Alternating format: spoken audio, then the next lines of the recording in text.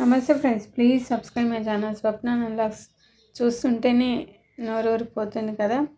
Try చేయండి, try చేసి comment చేసేలో చెప్పండి. చాలా టేస్టీగా, చాలా జ్యూసీగా, చాలా టేస్టీగా కుదిరింది. చాలా బాగుంటుంది, ట్రై చేయండి నా స్టైల్లో. 1 కప్పు శనగపిండిని తీసుకున్నాను. మంచి కంపెనీ శనగపిండిని తీసుకోవాలి. మీరు కావాలంటే మిల్లుకైనా ఆడించి తీసుకోండి. 1 కప్పు శనగపిండి ఇలాగా జల్లించి తీసుకోవాలి. ఎందుకంటే దాంట్లో ఏమైనా ఉండల్లాగా ఉంటే ఏమైనా పోతుంది కాబట్టి, ఉండల్లాగా ఉంటే పోతుంది కాబట్టి జల్లించి పక్కన పెట్టాలి. స్టవ్ ఆన్ చేసుకొని ఒక వెడల్పాటి ప్యాన్లో సన్ఫ్లవర్ నూనె, గోల్డ్ రిఫైన్డ్ ఆయిల్ని డీప్ ఫ్రైకి నూనెని పెట్టుకొని వేడి చేసుకోవాలి. ఒక చిన్న గిన్నెలోకి ఆవు నెయ్యిని తీసుకున్నాను. ఆవు నెయ్యి ఎందుకంటే మనం దేవునికైనా ఎప్పుడైనా ప్రసాదం చేసేటప్పుడు ఆవు నెయ్యిని ఉపయోగిస్తే చాలా మంచిది. దానిలోకి కాజు, కిస్మిస్ తగినంత వేసుకోండి. మీ దగ్గర ఏ డ్రై ఫ్రూట్స్ ఉన్నా కానీ వాటిని వేసుకొని స్టవ్ ఆన్ చేసుకొని అవి ఫ్రై అయిన తర్వాత స్టవ్ ఆఫ్ చేసుకోవాలి.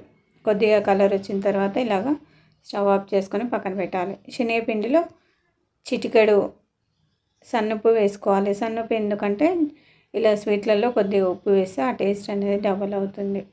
మరొక గిన్నెలో 1 కప్పు శనగపిండికి 1 కప్పు చక్కెరను వేసుకోవాలి. 1 కప్పు చక్కెరను ఒక గిన్నెలోకి వేసుకొని కొద్దిగా యాలకుల పొడిని వేసుకొని 1 కప్పు నీళ్ళని కూడా దాంట్లోనే వేసుకొని స్టవ్ ఆన్ చేసుకొని పక్కన ఉన్న స్టవ్ మీద మనం ఇలాగ పెట్టుకోవాలి. స్టవ్ అనేది ఆన్ చేసి చక్కెర పాకం అనేది రానివ్వాలి. చక్కెర పాకం అనేది ఇలా రావాలి అంటే మనం 2 వేళ్ళ మధ్యలో కొద్దిగా జిగటగా అనిపిస్తే సరిపోతుంది. ఉండపాకం రావాల్సిన అవసరం లేదు. దానిలో కొద్దిగా చిటికెడు పచ్చకర్పూరం వేస్తున్నాను. పచ్చకర్పూరం ఎందుకంటే ఏ స్వీట్ అయినా కానీ పచ్చకర్పూరం వేస్తే మనకు దేవుళ్ళ దగ్గర స్వీట్స్, లడ్డూలు ఏవైనా ప్రసాదాలు చేసేటప్పుడు పచ్చకర్పూరం వేస్తారు కాబట్టి ఆ ఫ్లేవర్ అనేది తెలియడానికి పచ్చకర్పూరం వేస్తాను.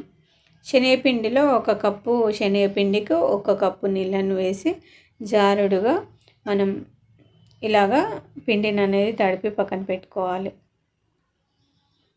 నూనె అనేది బాగా వేడెక్కిన తర్వాత మాత్రమే మనం బూందీ అనేది వేసుకోవాలి. ఇలా చిల్లుగా ఉన్న గరిటెతో మాత్రమే వేసుకోవాలి.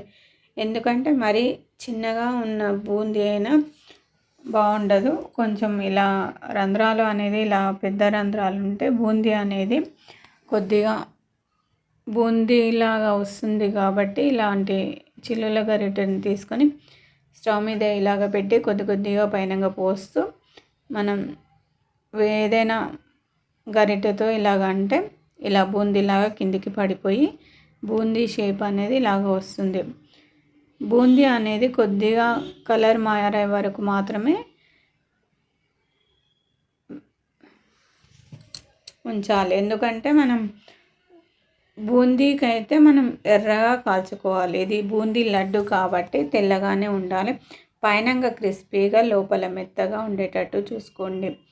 మరి ముదురుగా ఉండకుండా చూసుకోండి. చూడండి, ఇలా మనం ఒత్తితే లోపల సాఫ్ట్గా, పైనంగా క్రిస్పీగా ఉండేటట్టు ఉంటే మనకు బూందీ లడ్డు అనేది పర్ఫెక్ట్ షేప్ అనేది పర్ఫెక్ట్గా వస్తుంది. అలా అయిన తర్వాత మనం గరిటెకి ఇలా కిందంగా ఏదైనా మనం వేసిన తర్వాత మొత్తం వేసిన తర్వాత మనం చేత్తో